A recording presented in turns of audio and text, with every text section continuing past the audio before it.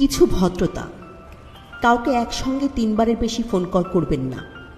যেহেতু আপনার call receive হচ্ছে না, তার মানে ব্যক্তিটি আপনার ফোন কলের চেয়ে গুরুত্বপূর্ণ কোনো কাজে ব্যস্ত আছে।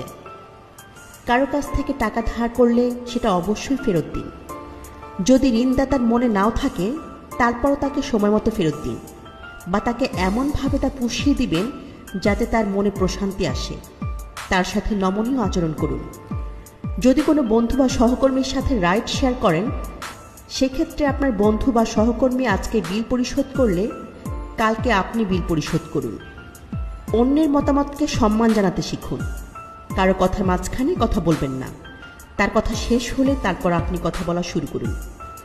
কারো সঙ্গে আপনি মজা করছেন, কিন্তু সে যদি সেটা উপভোগ না করে, তাহলে অবশ্যই আপনার থামা উচিত এবং কখনো এরকম আর করবেন না। কেউ যদি কোনো ছবি দেখানোর জন্য তার ফোন আপনার হাতে দেয়, তাহলে নির্দিষ্ট ছবিটি দেখুন। গ্যালারির এপাশ ওপাশ করবেন না।